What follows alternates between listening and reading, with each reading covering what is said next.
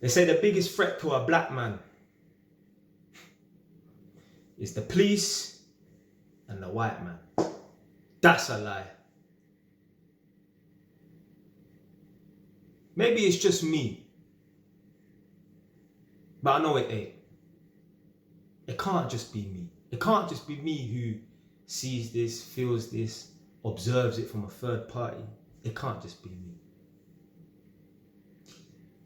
If a black man's walking down the road and he's about to cross paths with a white man or an Indian man or a Chinese man, a non-black man, who just walk past him, don't give a damn. But maybe it's just me. But I know it ain't just me. When I'm walking down the road, and a lot of the time, if I'm about to cross paths with another black man, there's this tension between the both of us. You understand what I'm trying to say? Like, if you're some nerd, yeah, and you have no presence about you, you won't understand what I'm trying to say. You won't understand. You'll never observe this. You'll never get me. But if you've got any sort of presence about you, you understand what I'm trying to say. There's this weird tension, almost like a man's trying to size you up, but a man don't know you. It's not an ends thing. You could be out of the ends. You could be in no man's land. He could not even be an ends man. You could not even be an ends man.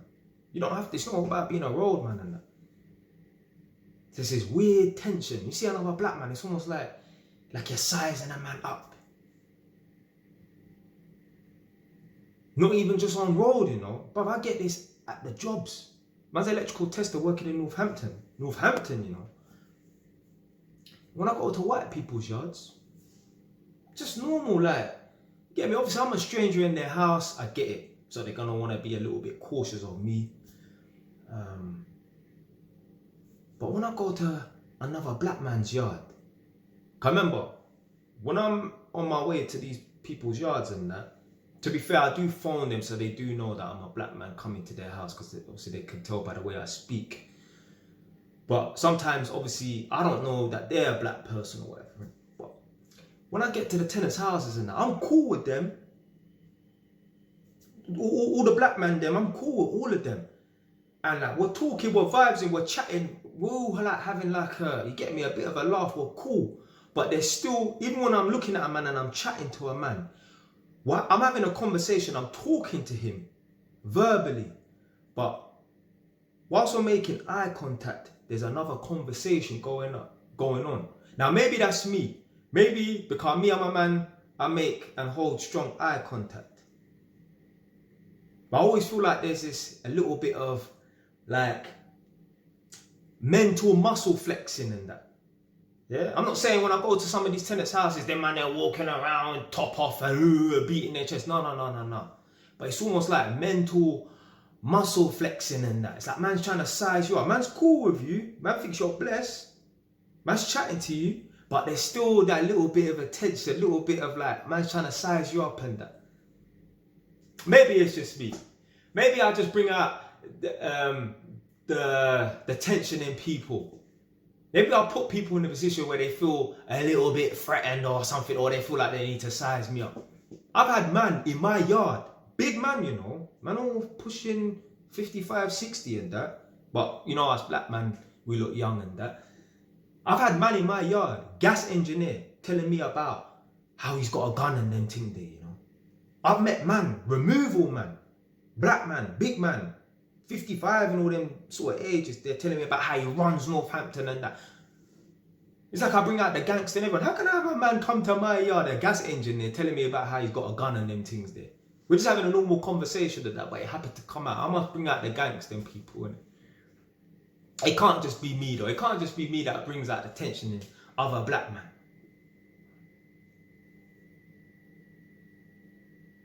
I noticed doing this job up in Northampton and that, I noticed the black people, they deal with me differently than the white people.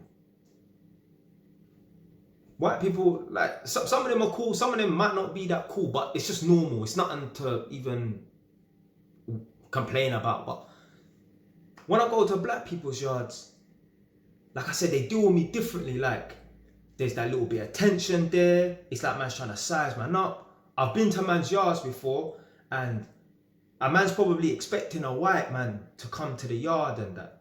So a man hasn't really patterned up the place. A man hasn't really cleaned up the place and that. And I've turned up there without being able to speak to them on the phone, because some of these tenants don't answer their phones. And I'm saying to him, yeah, I'm just going to go around the corner, get my stuff and come back. And a man's taking his time. I can hear him scraping out plates and rustling around, fixing up the yard and that. And a man's telling me, no, you can't go in my bedroom and that. It's almost like a man's embarrassed and that. It's almost like a man feels like he has to portray a certain image in front of man. Like I'm going in there judging him. Like, you understand what I'm trying to say? Like, put it this way, and this has got nothing to do with colour or nothing like that. I'll go to some of the female tenants' houses and they know an electrician is coming to their yard to do an electrical test. They've been given prior warning. It's not like man's just turn up randomly. They know that someone's coming to their yard within the next week or so. And I'll get to the girls' yard, and I'm not blowing my trumpet, but I know I'm exceptionally good looking, especially for like an electrician. Imagine an electrician turning up with this fade and this slit in his eye. Most girls, they're shocked to see me. I see the girls start running around, clearing up the place and that, you know. It's almost like, get me, they feel embarrassed and that. A lot of the man them as well, like, they start moving a bit funny around, man. Especially when they got a gal as well, you know.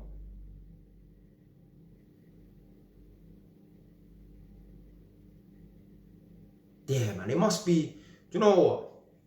Like I said in a previous video a long time ago, I was talking about, I think I was saying black men are the most superior or the most alpha, something like that.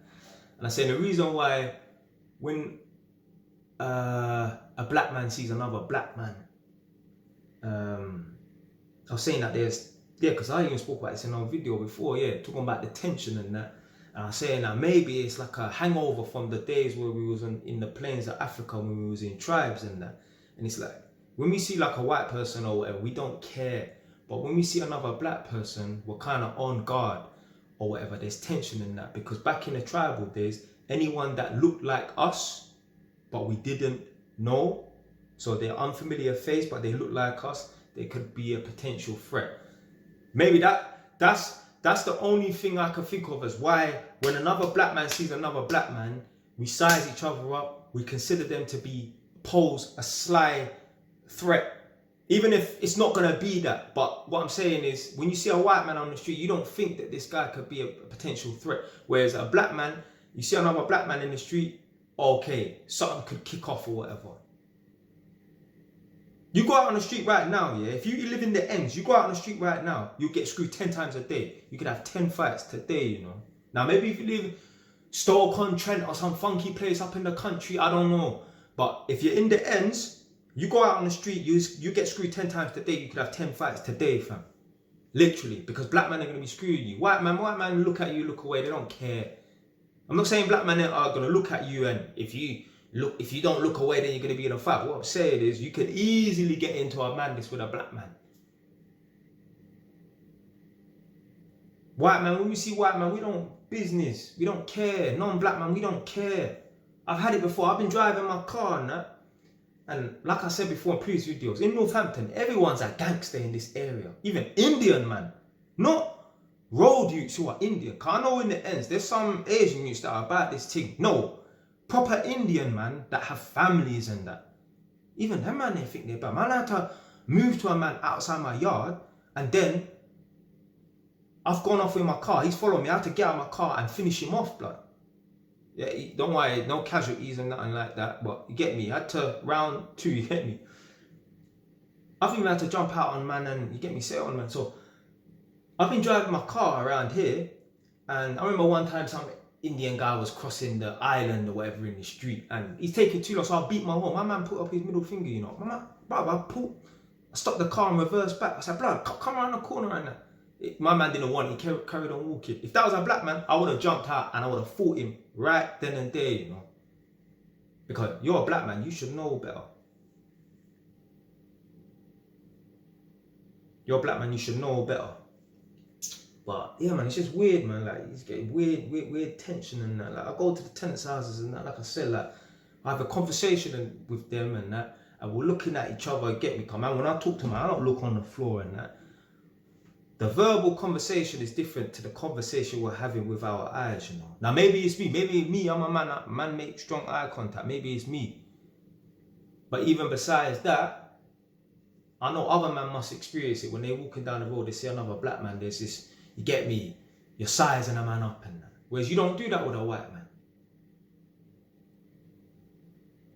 Yeah, man, black man on these jobs with these tenants and that, the black people there, they treat man differently. Not saying they treat man bad, but they definitely treat man differently. Even me, I feel like I relax a bit. Like I'm at one of my brethren's yards and that, but I don't know, man. Remember that video I made when I was talking about the tenant went mad about the bunny weed thing? So he's come to the door with the zubi in his hand, innit? I just said to him calmly and politely, sorry my brother, I don't smoke. Do you mind not smoking around me? Who told me to say that to him, fam? All of a sudden, he snapped. I pay rent it! You remember that video? Yeah, my man, when I first went to the yard, knocked on the door, went in, spotted the dad, boom, gone in. And I told them what I was gonna do, whatever, innit, yeah, come back. When I go back to I went to my car. When I came back to the yard, now the weed starts coming out and stuff. If I was a white man, there would be no weed, you know. But because I'm a black man, man a Jamaican, man them get relaxed. Man get relaxed around man, innit? So they feel like they can pull out weed and that. Yeah, that was funny still. One part of that video I forgot to add. I thought, the video was long enough. Trust me, see when I make these videos around the house and that, man will have like 120 clips to edit, you know. Mad. Some of them are retakes and that. And I'm having to retake the clips and that.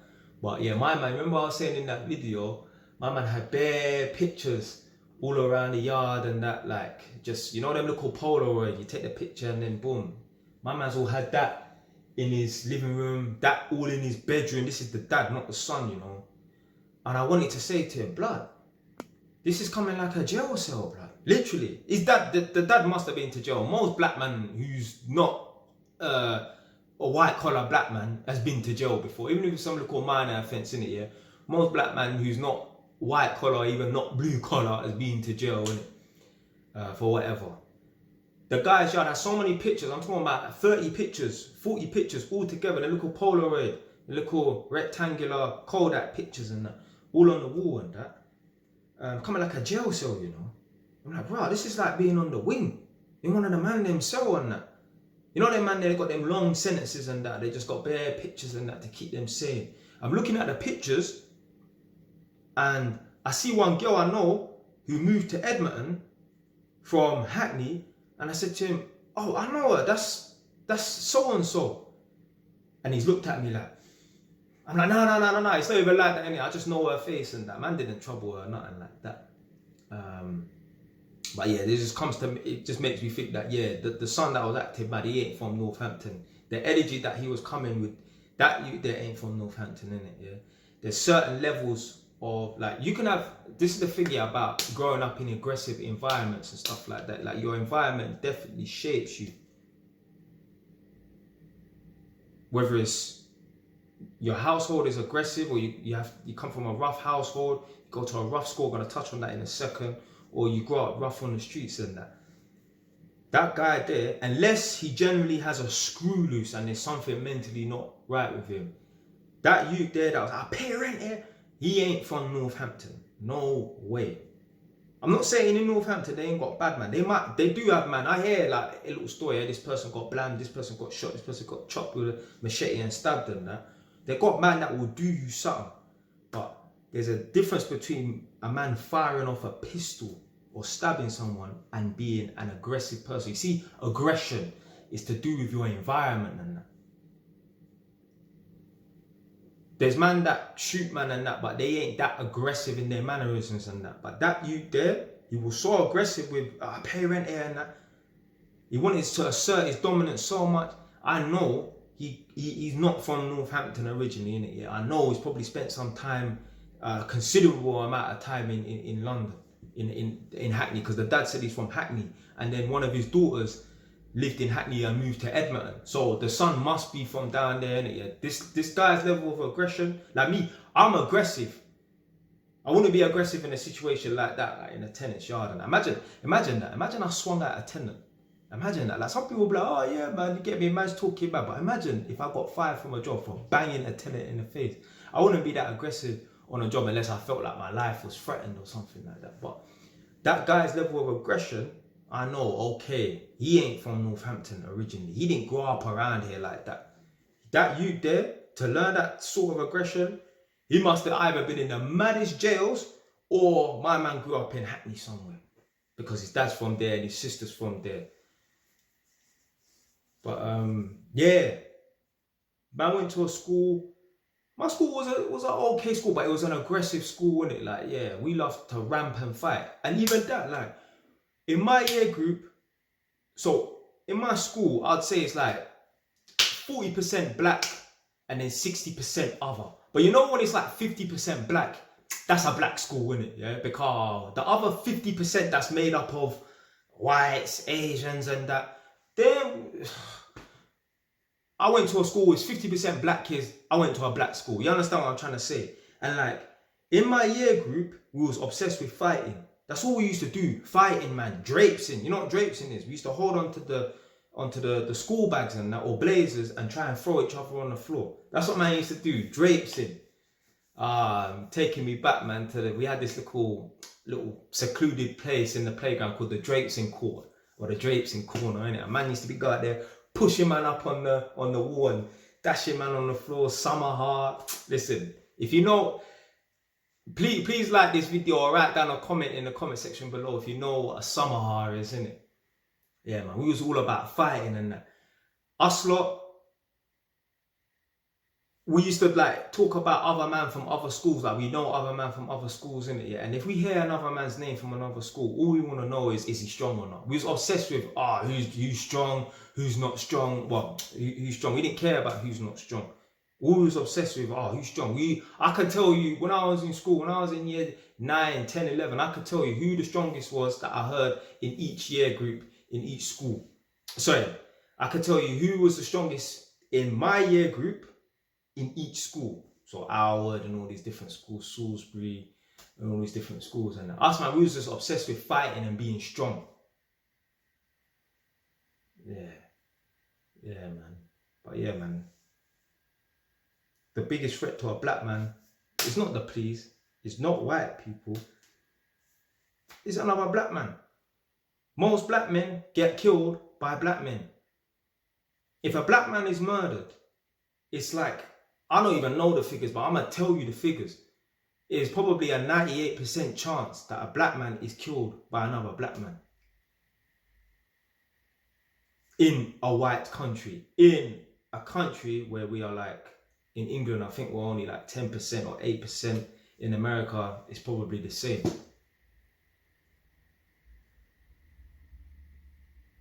The Indian people then don't get killed off by other Indian people like that. I used to go out with an Indian Sikh girl, and her older brother was in jail for some robbery thing. So anyway, boom, she's gone to visit her older brother in jail. And if you know anything about the Sikhs, there's a lot of Sikh Indian people in Ilford. That's where my ex-girlfriend is from. And there's a lot of Indian Sikh people from Southall. That's like the Sikh headquarters of London. No, outside Southall station, they've got Punjabi writing. Yeah, so Punjabi is their language. They got the Punjabi writing underneath the sign that says Southall. So if you know anything about Tottenham, Tottenham apparently has got the highest Ghanaian population outside of Ghana in Europe. Whether that's true or not, but Tottenham's got a lot of Ghanaians. And that's just like the equivalent of Tottenham having some, I think Ghanaian people's language is tree, underneath the sign in Ghanaian. So imagine the sign Tottenham in their language tree. So anyway, my ex was gone to visit her brother in jail or whatever. And they're having a conversation and they pointed out one Indian Sikh guy. I was like, oh, that's the guy there, innit? Yeah, he killed so and so, whatever, innit? Because he was big in the Indian community, in the Sikh community, innit? So anyway, my ex-girls come back and told me, she was like, Jay, can you imagine a Sikh boy killed another Sikh boy? Like, how can you kill your own? And I said to her, and I was thinking this, and I said it at the same time, I'm like, bro, that's normal in the black community. Do you see what I mean? Like, how can an Indian person be so disgusted that another Indian has killed another Indian? Because it's not normal in their community in that. And I'm the recipient of this conversation. I'm hearing this. It's just like, yeah, how can he do this? Like, how can you kill your own and that? And I'm thinking, that is normal in the black community. Like, mad. Mad. But, yeah. If I'll be able to hold a disrespect from a white person. I mean, I'll fly off the handle for anything anyway, but I'll be able to hold a disrespect from a white person more than a disrespect from a black person. Because in my head, it's like, you know better. You know better. Like I said with that Indian man, I beat my horn at him, and my man's trying to put up his middle finger as I'm driving off. Man, I had to pull up the car and reverse back on him. Like, but what? You're a bad boy, yeah? I let him go. He weren't on it. If that was a black man, I wouldn't even be sitting in my car pulling up. I'll be pulling out. I'll be jumping out. Because you know better. You know better. Black man would rather take a disrespect from probably some other person. And like, do you know, it's not even take a disrespect. We'll take it more personally if a black person disrespects us than a white person sticking up their middle finger at us or something like that. Yeah, man, it's a mad tension. I don't know why. Well, I believe I know why, and it's just my theory, innit, about the tribal thing. But yeah, man, a black person's biggest threat is not a white person or the police. It's us, unfortunately. We need to stick together, man. You see all the other communities and that sticking together, helping each other. That's what we need to do. We need to stop warring, man, because it ain't getting us nowhere. It's just keeping us like crabs in a barrel. It's just keeping us in the same place. This is why black people, this is why we don't get nowhere. Because every generation starts off from scratch. Starts off from scratch. We don't invest. We don't leave things behind for our descendants and that. So it's easier for them. They don't have to put in the groundwork and that. And it's not to make it easy for them so they can laze around and be bums and that. But it's to make it easier for them so that they can build on top of what we built on. And then their children can build on top of what they built on and so on. Yeah. Stay wise. Don't know.